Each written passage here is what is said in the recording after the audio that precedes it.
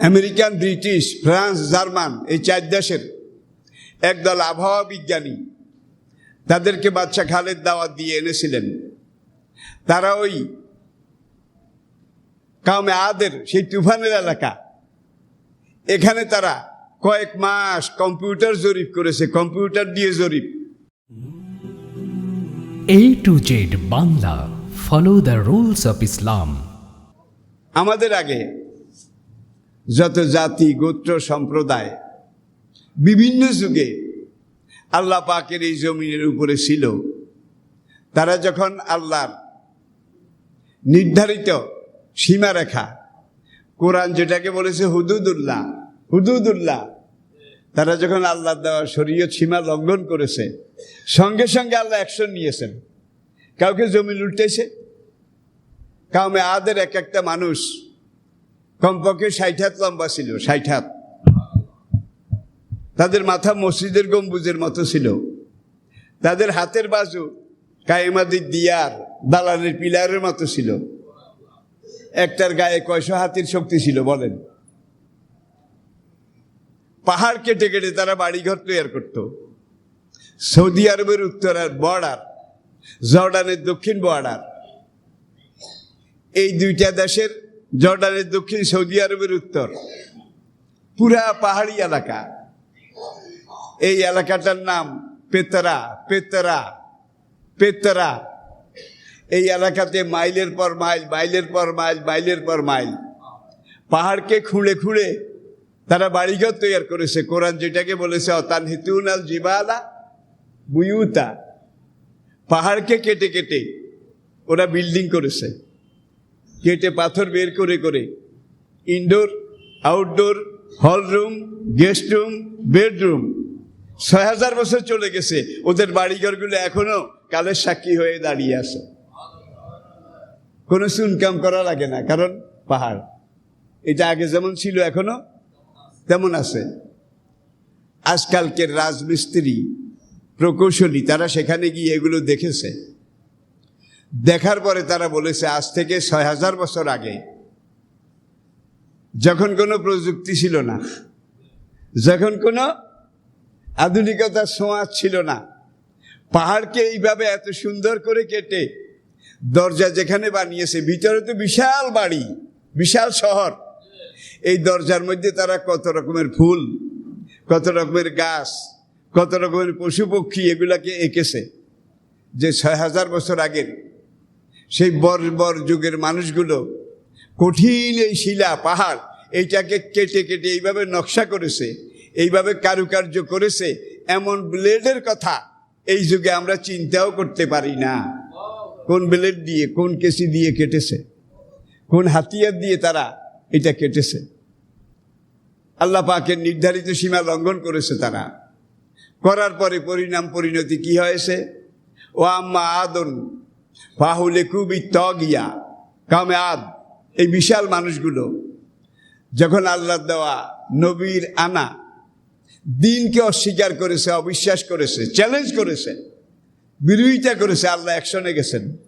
ফাসবাহু ফি দিয়ারিহিম জাসিমিন। জিবরাইল প্রথম আসমানে এসে একটা গলা খাকার দিয়েছে, গলা খাকার, গলা খাকার বুঝেন তো?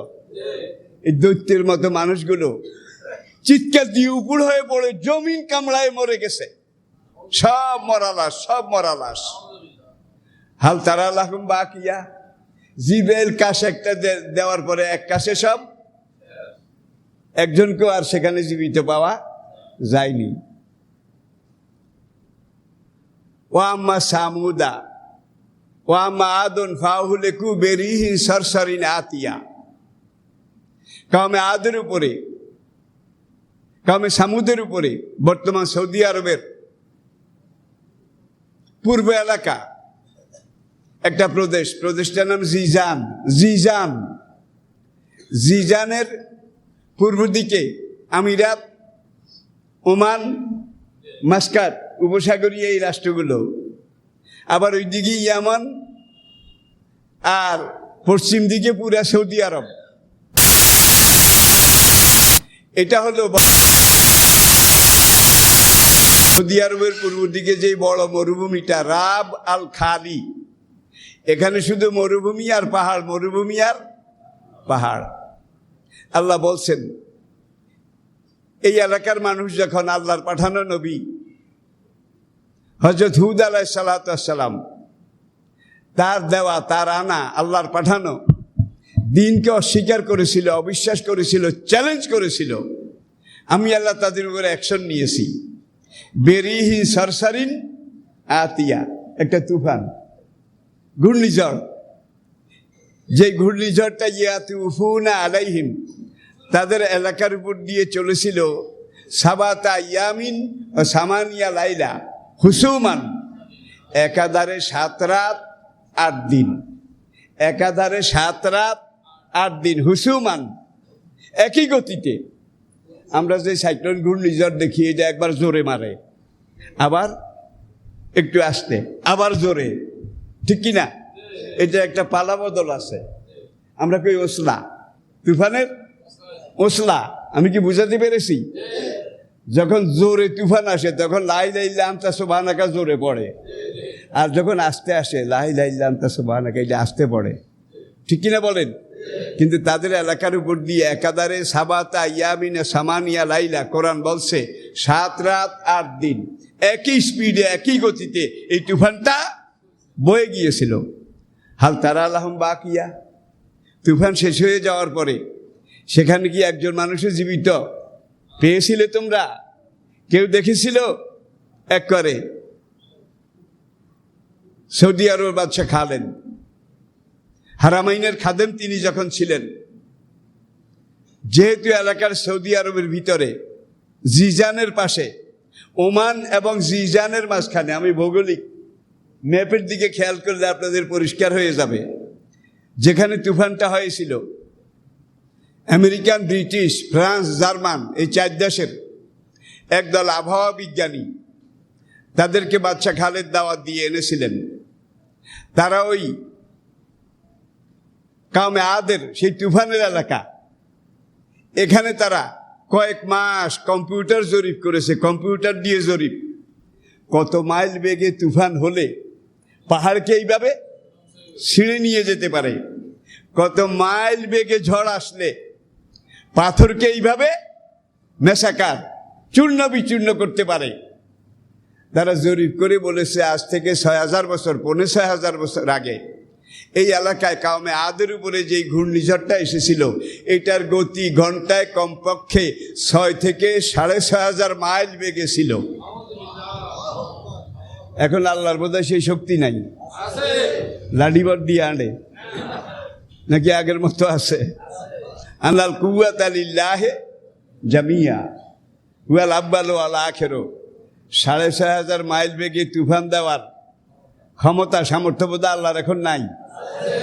একটা কারণ, 6500 মাইল বেগে আমাদেরকে মারে না। ওমাল্লাহু মুআযযিবাহুম ওয়া আনতা ফীহিম, কোরআন আল্লাহ পরিষ্কার বলেছেন, তারা যত সীমা লঙ্ঘন করুক, কাউমে লুতের চেয়ে বেশি করুক, অনেক বেশি করুক, কাউমে আদ সামুদের চেয়ে বেশি করুক, কিন্তু তারা আপনার উম্মত। কামে না হইলেও নামে, কামে না হইলেও নামে। এখন আপনার উম্মতকে যদি কাউমে আদ সামুদ, কাউমে লুতের মতো আমি মেসাকার করি, এটা আপনি নবীর প্রেস্টিজ ইস্যু, আপনার মান সম্মানের ব্যাপার, যার জন্য আমি তাদেরকে এইভাবে মেসাকার করি না।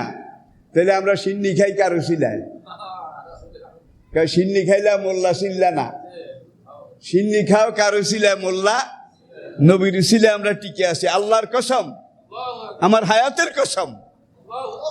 প্রিয় ভাইরা, এবারে আসুন আমরা যতটুকুন যেভাবে পারি আল্লাহর দেওয়া হুদুদ, কোরআনের সীমা রেখা, এটাকে মেনে চলবো, শরীয়ত মেনে চলবো। সবাই রাজি আছি তো? রাজি আছি তো? এইটা যদি মেনে চলতে পারেন, এখানেও আপনার জীবনটা সুন্দর হবে, পারফেক্ট হবে, আপনার জীবনটা আনন্দময় হবে, আনন্দ ঘন হবে, আপনার জীবনটা ফুলফিল হবে, পারফেক্ট হবে। আর যদি আল্লাহ দেওয়া সীমা রেখা, শরীয়ত, কোরআন, হাদিস এগুলো বাদ দিয়ে আমরা মানুষের তৈরি কোনো মতবাদ, মতাদর্শ, ইবলিসের কোনো পরিকল্পনা, নিজের নফসের খাহেশ, স্বেচ্ছাচারী হয়ে যদি এইভাবে শরীয়ত বাদ দিয়ে আমরা এগিয়ে যাই, তাহলে খেজিউন ফিল হায়াতিদ দুনিয়া ওয়া ইয়াউমাল কিয়ামাতি ইউরাদ্দুনা ইলা আশাদ্দিল আযাব। দুনিয়াতে অপমান, অবমাননা, লাঞ্ছনা, গাঞ্জনা। ওয়া ইয়াউমাল কিয়ামাতি ইউরাদ্দুনা ইলা আশাদ্দিল আযাব। কিয়ামতের শেষ বিচারের পরে জাহান্নামের কঠিন পঙ্কে এদেরকে যেতেই হবে। আল্লাহ পাক আমাদেরকে মাফ করুন।